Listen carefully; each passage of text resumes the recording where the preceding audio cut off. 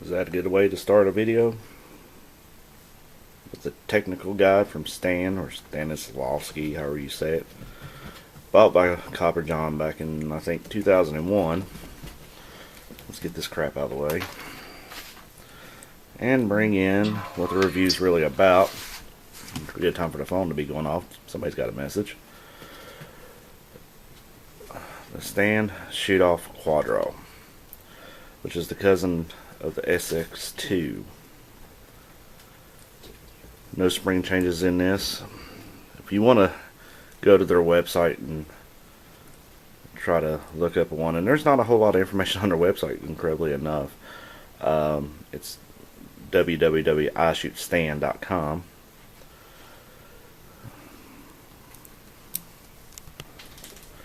I would have liked to find what they use for the body of this.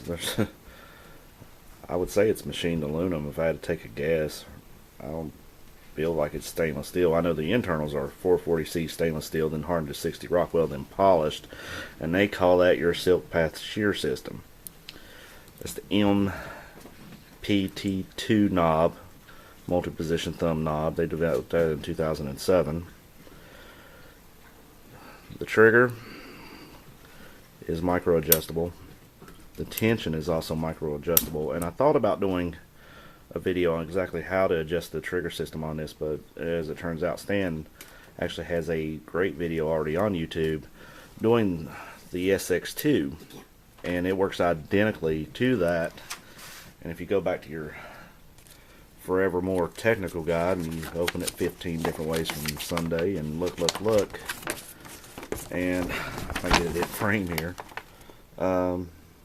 Device instructions for the Super X2, the SX2, and Shootoff. So you can pretty much watch that video and see how to adjust that system. And you can get these very micro light. I did it at first, and I had it just where you could think shoot, and this thing would go off. It ended up being a little bit too light, cause me not being really highly experienced with thumb releases. I just started messing with them a little bit over a year ago. I'd find that once you put it and you locked it onto the string, you could just barely touch it and it would set it off, and you haven't even started drawing the bow, maybe just 1/10 of an inch, and that's enough to send the arrow off the bow. So I backed mine down to a couple pounds. I wish I had a trigger scale to know exactly what I did with it, but you know, you got to put a little bit more on there, and you can pretty much go as high as you want. Setting the trigger, I've seen people take the jaw there and just put it around the string, then reach back and hit the button, and that kind of locks on. That didn't really work for me as well. As I like to, the jaw will hang open most of the time, and right after a shot it'll be open, so I go ahead and hit the set, put it up to the string, then lock it on, and then I'm on. When you draw back, try to keep your wrist as straight as you can. Have a good smooth draw cycle. You don't want to let your hand twist, because if you got that in the crevice, because if you get halfway in the draw and the string comes back on you, if your hand's there, you will set this off. If you let your hand twist when you're drawing back, you will set it off too, and you will bust yourself in the face. I've done it twice. Luckily, I didn't knock any teeth out. There are reports with people using back tension releases and thumb releases that's done exactly just that. Stan also fits this release with what they call ErgoFit technology. They claim it's the gateway to cross-training, anatomic and precise finger holds, which declining body thickness for a fit and feel across the entire line, with little changes to help with anticipation of the shot. And that's directly off their website, word for word. You can look it up yourself. I didn't make, you know, that isn't on me, but basically they got a group of these release aids that fit in there. And if you want to jump from a thumb release to a true back tension or something of one of the other types that they got, it's going to feel the same to you. You know, of course these things are made with the ability, you can have a 2-finger or 3-finger. I went with a 4-finger on this. Kind of found it to be pointless to actually have the 4th finger, but I already have it, so I'm not going to try to sell it to change out to a different one, because I found when you draw, that's pretty much useless there. That's not there. when you're drawing, it's pretty much these two fingers. You get that down in the wedge, and you kind of want to make the OK symbol is what you're doing. And as you draw and your back, and you start pulling with your back, your hand will naturally turn it and set it off. Or you can just kind of grip it and start pushing on it and set off just the same, kind of like that. One thing I did have to do with when I went to a thumb release, and I didn't have to do it when I used the Tru Ball Pro Diamond, is change the draw length. My bow was a 26-inch draw, and with the wrist strap release, I kind of adjust the wrist strap to kind of fit me, because I actually measure at 26.5. But once I went to this type of release, I did gain at 1 inch, which is a good thing.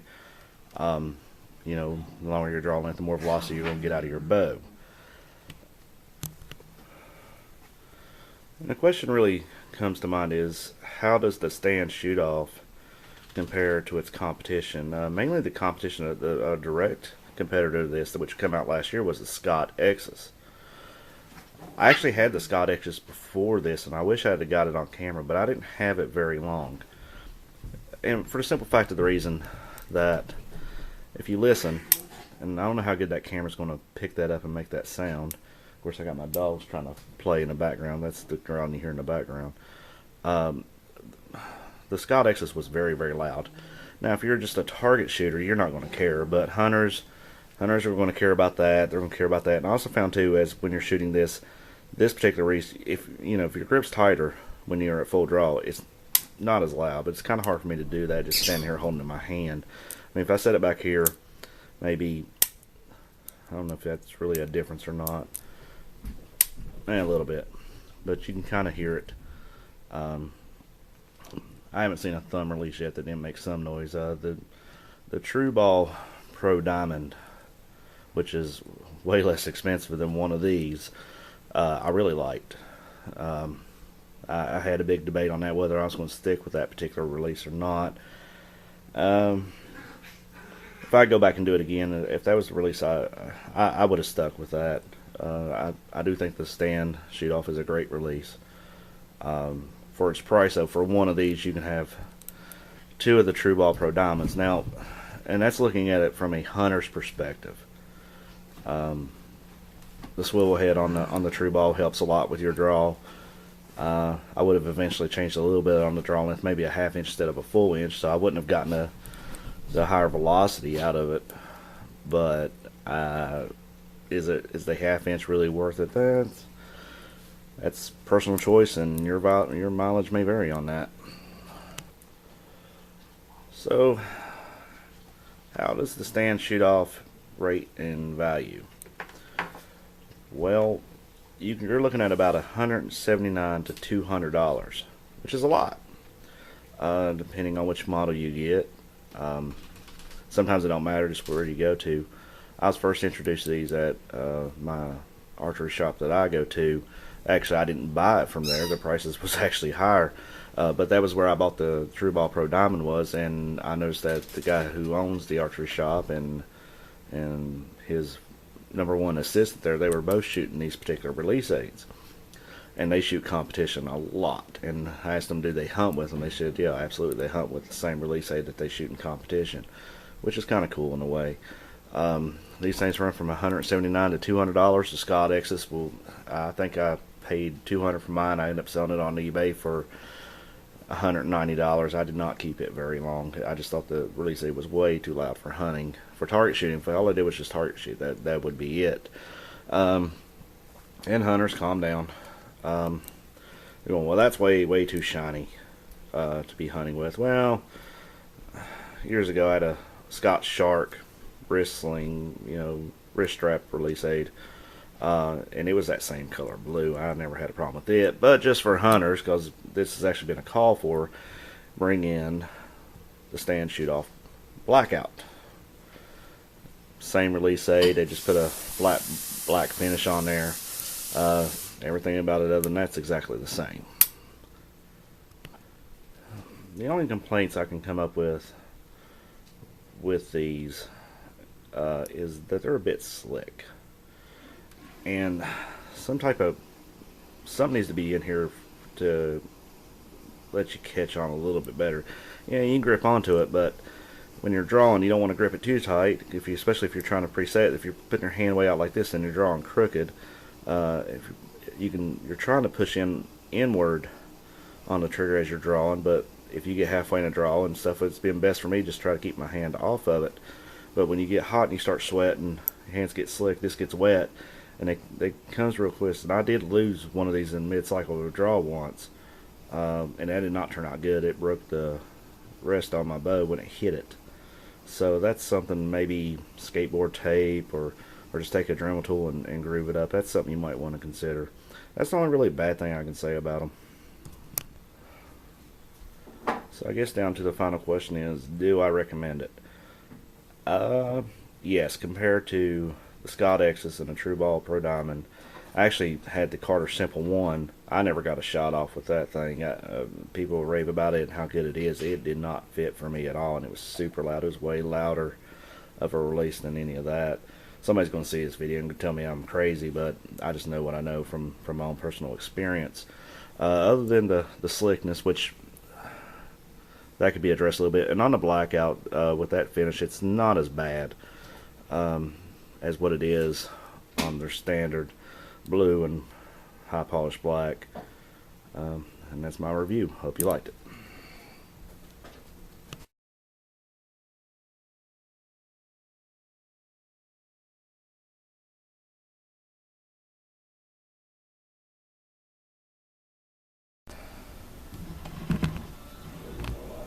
Center? Yeah, I need the center in the frame.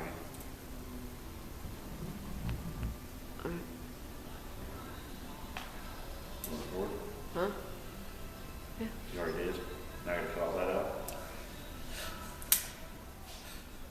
Great camera work, James. Okay. Might be a good way to start one. What? Yeah, I'm just totally screwing it up.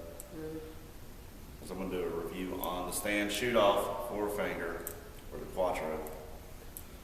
Best way I found to do this is set it, run a string and lock it in, and it will hold.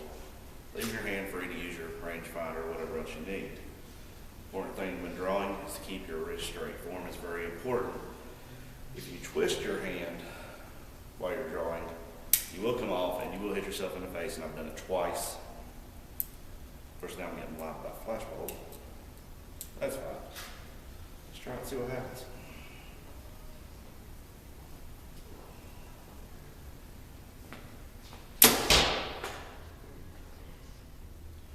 Now, right after a shot, I twist my hand upside down, it leaves the jaws open.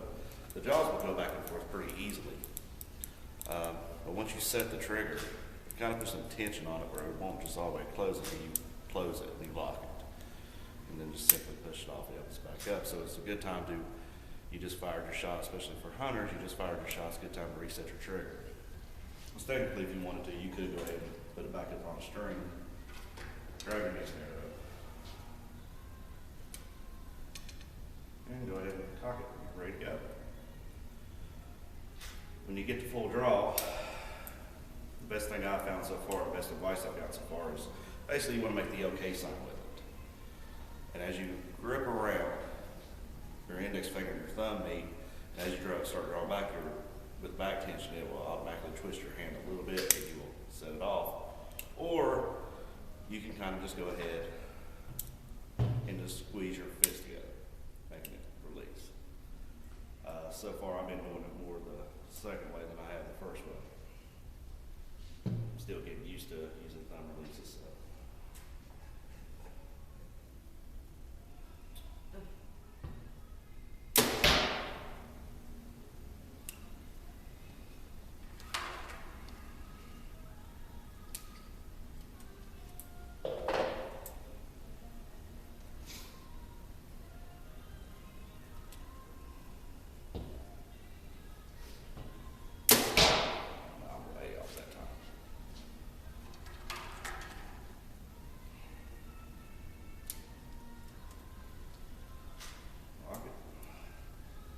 Stand there and look stupid for a minute. I thought just take a picture. Huh? I thought just take a picture. What you're doing for? You just gotta take a break in the middle of just did shot like I just did.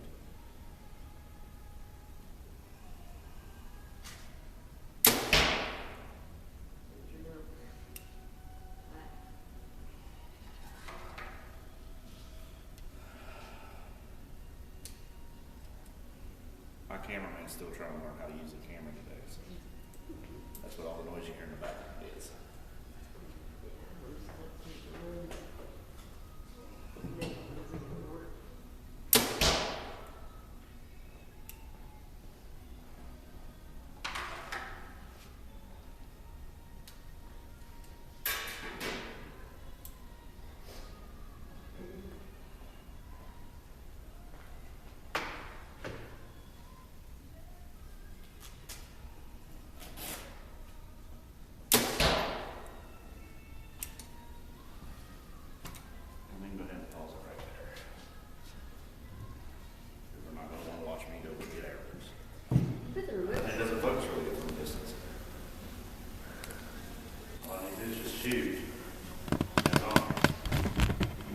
I know, but right there, smack it in your arm when you do that.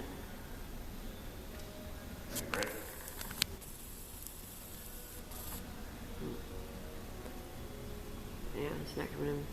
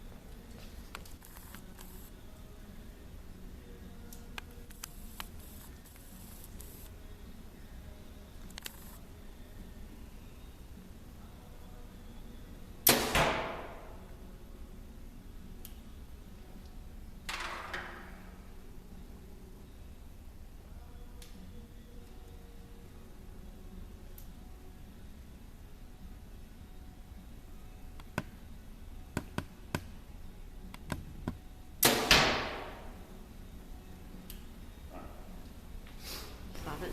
Or You want me in front of this?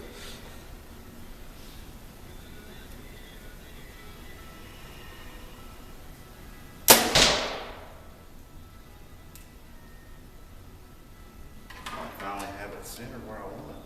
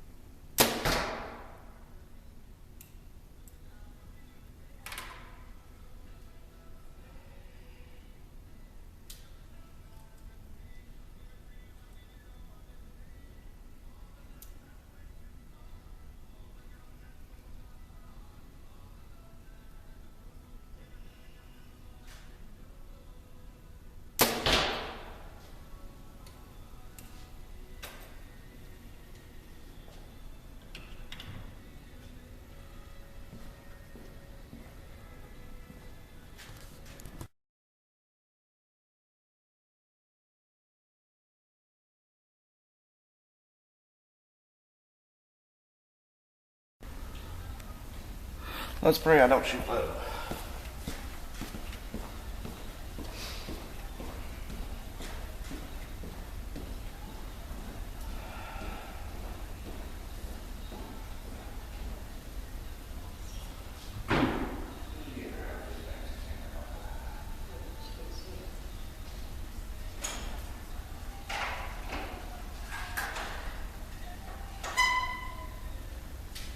This works to be an interesting shot, otherwise it might cost me $150.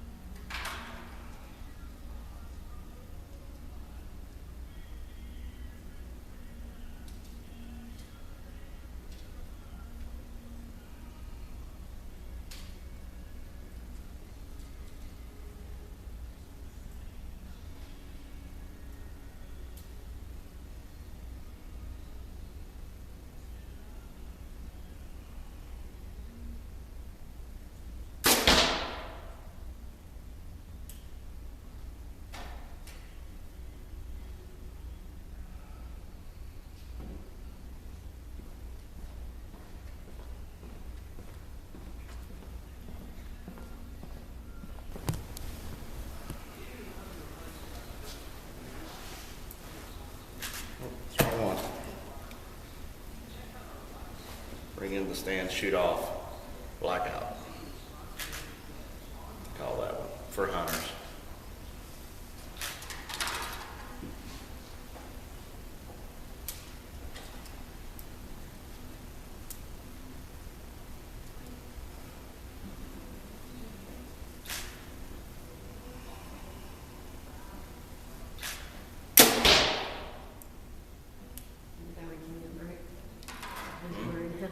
So they know when to throw the line in there, you know.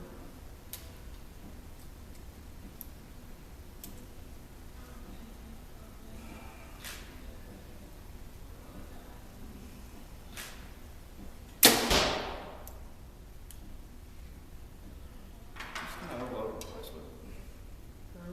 Being all over the place with it. I'm not practicing.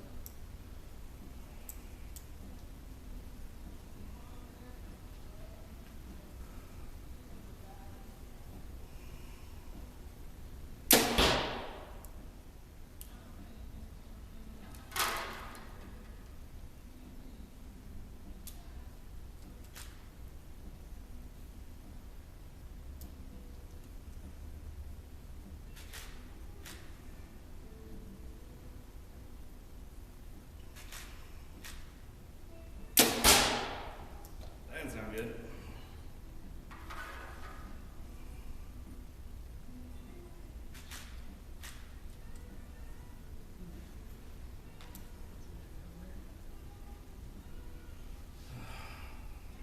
For a second.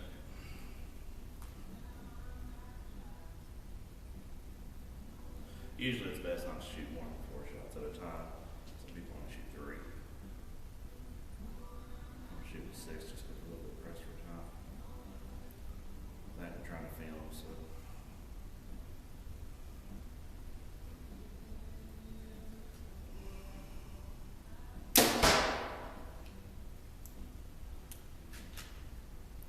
And then we take a little break and hit it. That's it.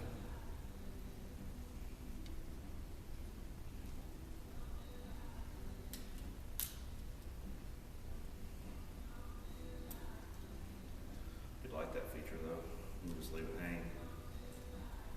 Rangefinder.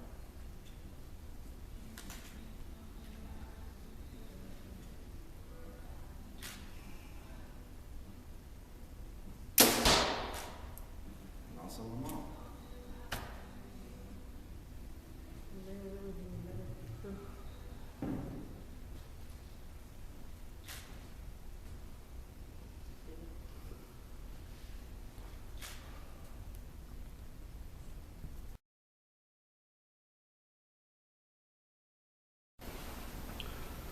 Okay, just an update with the bow. Still shooting the Z7 Extreme. Still pretty much feel the same way I did before about it. Since I shot with the Tru Ball Pro Diamond, the only thing I've changed has been the sight. I have moved up to the Trigicon AccuDial sight. I'm not showing targets hit today because I'm still dialing that sight in. And I kind of don't feel like it's fair to the release aid to say this is where my accuracy is because I'm still doing with the sight. I have found that my consistency has gotten better since I've moved to a thumb style release. But they really, it's just about that. I definitely gotta get a better camera. Else this thing will not stay focused at all. But that's the Stan Shootoff Quadro.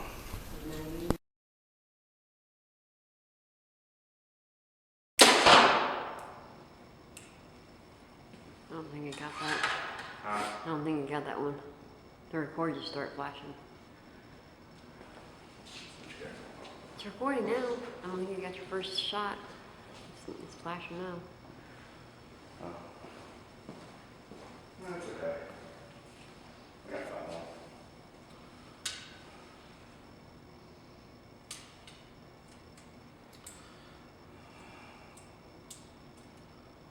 Camera's too smart for us. I got that. That's twice I've done that. Screw it.